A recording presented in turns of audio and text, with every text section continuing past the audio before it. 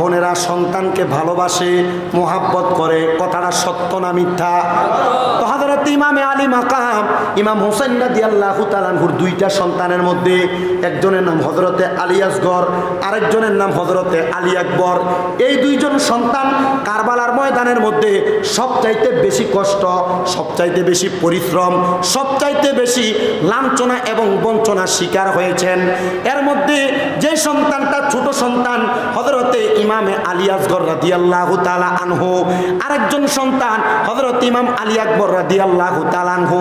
ইমাম আলী আকবর রাদিয়াল্লাহু তাআলা আনহু যখন দেখলেন কারবালার ময়দানের মধ্যে আহলে বায়াতের সদস্যরা পানির জন্য কারবালার ময়দানের মধ্যে কাতরাচ্ছেন, এমন টাইমে হযরত আলী আকবর রাদিয়াল্লাহু তাআলা আনহু হাত তুললেন, ওগো আব্বা জান, কারবালার ময়দানে আহলে বায়াতের সদস্যদের তাঁবুর মধ্যে কারোর কাছে কোনো পানি নাই, কি নাই? কারোর কাছে কোনো পানি নাই। আব্বা জান, আপনি আমার ছোট ভাই ইমাম আলী আসগরকে আপনার কুল মুবারকের মধ্যে করে নিয়ে যখন আপনি পুরাত নদীর পারে গিয়েছেন, ওই ইবনে জিয়াদের লোকেরা আমার ছোট ভাইয়ের কলিজার মধ্যে তারা তীর মেরে দিয়েছে। ও আব্বা, আপনি তাকে জান্নাতের সুধা পান করায়া আমার মা জননীর হাতের মধ্যে দিয়েছেন। আব্বা গো, আমার মা হযরতে সাগারা বানু এখনো পর্যন্ত সন্তান হারা বেদনা নিয়ে এই তাঁবুর মধ্যে অবস্থান করতেছে। আপনি আমি হযরতে আলী আকবরকে একবার অনুমতি দেন, আপনি যদি আমার অনুমতি দেন আমি পানির জন্য ওই ফুরাত নদীর পারে যাব, আমাকে একটা তরবারি দিবেন, ওই তরবারি দ্বারা আমি ইবনে জিয়াদ শহীদ বাহিনীকে আমি কতল করব, কতল করে আমি আহলে বায়াতকে পানি পান করানোর জন্য আমি চেষ্টা চালাইব। নবীজির কলিজার টুকরা নাতি হযরতে ইমাম হুসাইন রাদিয়াল্লাহু তাআলা আনহু অনুমতি প্রদান করলেন। হযরতে আলী আকবর রাদিয়াল্লাহু তাআলা আনহু ঘোড়ার পিঠে উইঠা হযরতে আলী কাররামাল্লাহু ওয়াজহুর খিঞ্জিরটা নিয়ে, তরবারিটা নিয়ে উনি এমন ভাবে রওনা করেছে ওই কারবালার ময়দানে পুরাত নদীর পারের মধ্যে যাইয়া হযরতে আলী আকবর পানির জন্য যখন হাত বাড়ায়, হযরতে আলী আকবরকে ঘোড়া দ্বারা ধাওয়া করা হয়েছে। হযরতে আলী আকবর বলেন, আমার পেছন থেকে যখন তারা ঘোড়া দিয়া ধাওয়া করে, আমি আলী আকবর আমার অন্তরের মধ্যে অন্য কোনো কিছু ধারণা করলাম না, আমি একটাবার আমার জবান দ্বারা সাল্লু আলাইকা ইয়া রাসূলুল্লাহ শব্দ ব্যবহার করলাম। সাল্লু আলাইকা ইয়া রাসূলুল্লাহ শব্দটা ব্যবহার করে আমি আমার ঘোড়াটা দিয়া পেছনের দিকে আর না দৌড়াইয়া আমি আমার ঘোড়ার লাগামটারে টাইনা দইরা এজিদ বাহিনীর দিকে আমি আবার দাওয়া করতে লাগলাম। আমি তাকে দেখলাম আমি তরবারি চালানো লাগে নাই, ওই এজিদ বাহিনীরা আমার ঘোড়ার দাওয়ার সাথে সাথে সামনের দিকে আবার চলে যাচ্ছে। আমি আমার তরবারি দিয়ে পেছন থেকে একজন একজন একজন একজন করে তাদেরকে কতল করে দিলাম, আমি তারা জাহান্নামের রাস্তা দেখা দিলাম। আমি যখন একজন একজন করে কতল করে দেই, আমি দেখলাম তাদেরকে এক এক করে অনেকগুলার আমি কতল করে ফেলছি। কিন্তু আমি আলী আকবরের এমন পানির পিপাসা, আমি পানির পিপাসাটা নিয়ে আমি আমার ঘোড়াটারে নিয়ে আমি আবার আহলে বায়াতের তাঁবুর কাছে গেলাম, ডাক দিলাম, ওগো আমার আব্বা জান হযরত ইমাম হুসাইন ইবনে আলী রাদিয়াল্লাহু তাআলা আনহু, একটু পানি কি আমি আলী আকবরের এই জিহ্বা মুবারকের মধ্যে দেওয়া যাবে? যদি আরেকটা ফোঁটা পানি দিয়া আমি আলী আকবরের জিহ্বাটা এবং কলবটা আপনি ঠান্ডা করতে পারেন, আমার একটা বিশ্বাস ওই এজিদ বাহিনীর একটা লোক আমি আলী আকবরের তরবারি থেকে বাঁচতে পারবে না। আমি আলী আকবর একা একা প্রত্যেকটা এজিদ বাহিনীর কতল করে দিব। ইমাম হুসাইন ইবনে আলী রাদিয়াল্লাহু তাআলা আনহু চোখ মুবারকের পানিগুলো ছেড়ে দিয়ে কান্না করে ডাক দিয়া কয়, আলী আকবর,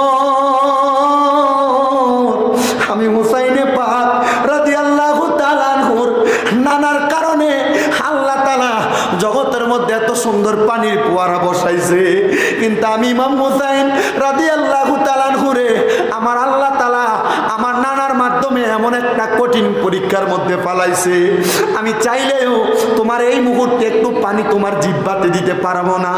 আলী আকবর, চিন্তা করবা না, চিন্তা করবা না, তুমি যুদ্ধের ময়দানে চলে যাও, আমি ইমাম হুসাইন বলে দিলাম রে, যদিও দুনিয়ার পানি তুমি পান করতে পারবে না, আমার নানা মুহাম্মদুর রাসূলুল্লাহ সাল্লাল্লাহু আলাইহি ওয়াসাল্লাম নবীজি তোমার জন্য কাউসারের পানি নিয়ে দাঁড়িয়ে রয়েছে। জবান খুলে জোরে জোরে বলেন না সুবহানাল্লাহ। ও মুসলমান, হযরত ইমাম আলী আকবর রাদিয়াল্লাহু তাআলা আনহুর শাহাদাত হয়ে গেছে। কারবালার ময়দানে আর একজন একজন পুরুষও নাই, একজন শুধু আছে হযরত ইমাম জৈনুল আবিদিন রাদিয়াল্লাহু তাআলা আনহু। কিন্তু উনি বড় অসুস্থ, জ্বরের কারণে ওই তাঁবু থেকে শোয়া থেকে উঠতে পারতেছিলেন না। হযরত ইমাম জৈনুল আবিদিন যুদ্ধ কেমনে করবে? 9 মুহররমের রাত্রবেলা হাজির হয়ে গেছে। ইমামে আলী মাকাম ইমাম হুসাইন রাদিয়াল্লাহু তাআলা আনহু বলেন, আমি এশারের নামাজ আদায় করলাম। এশারের নামাজের এই সময়টাতে আমার কাছে একজন আহলে বায়াতের প্রেমিক হযরতে আব্বাস আলমদার রাদিয়াল্লাহু তাআলা আনহু আগমন করলেন। হযরত আব্বাস আলমদার আইসা এশারের নামাজের পরবর্তী সময় আবেদন করলেন, ওগো হুসাইন রাদিয়াল্লাহু তাআলা আনহু, আপনি যদি আমার অনুমতি দেন আমি কারবালার ময়দানের পাশে ফুরাত নদী থেকে একটু পানি নিয়ে আপনার কাছে আগমন করব।